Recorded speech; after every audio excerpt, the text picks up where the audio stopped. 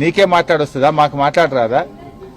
నిన్న కేసీఆర్ గారు వచ్చి మన రాష్ట్రానికి నీళ్లలో అన్యాయం జరుగుతుందని, కేసీఆర్ గారు వచ్చి మహిళలకు మహాలక్ష్మి కింద 2500 ఇస్తా అన్నావు, ఇంకా ఎందుకు ఇవ్వలేదని, బాండ్ పేపర్ మీద రాసిచ్చి అవ్వాతాతలకు డిసెంబర్లోనే 4000 పెన్షన్ ఇస్తా అన్నావు.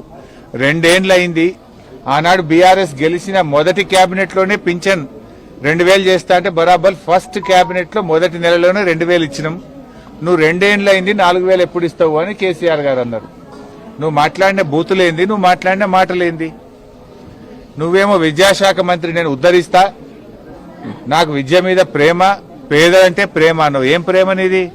4 నెలలకెళ్ళి మెస్ బిల్ ఇవ్వకపోవడం, 4 నెలల నుంచి కటింగ్కో కొబ్బరి నూనెకో కాస్మెటిక్ ఛార్జెస్ ఇవ్వకపోవడం, ఇదేనా పిల్లల మీద నీకున్న ప్రేమ?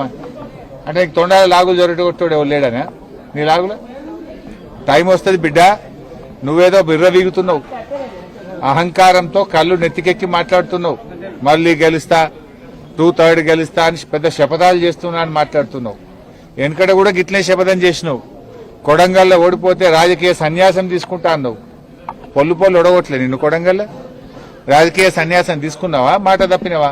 మాట తప్పినవు నువ్వు. మాట తప్పుడు నీకు అలవాటు, పార్టీలు మారుడు నీకు అలవాటు, పదవులు కొనుక్కోవడం నీకు అలవాటు, కమిషన్లు కొట్టుడు నీకు అలవాటు, చిల్లర మాటలు మాట్లాడు నీకు అలవాటు. ఎందుకు ఈ పిచ్చి మాటలు మాట్లాడుతున్నావు? ఇలా పిల్లలకు ఓ బ్లాంకెట్ లేదు, వేడి నీళ్లు లేవు, కాస్మెటిక్ ఛార్జెస్ లేవు, 4 నెలలకెళ్ళి మెస్ బిల్లు లేదు. ఆ పిల్లల్ని ఇంత గోసపెడుతున్నావు. ఇది పాఠశాల విద్యాశాఖ మంత్రిగా నీ శాఖ కిందికే వస్తుంది. నీ శాఖలోనే ఇంత అధ్వానమైన పరిస్థితి ఉందంటే నేను అడిగేటోడు లేడనుకుంటున్నావా?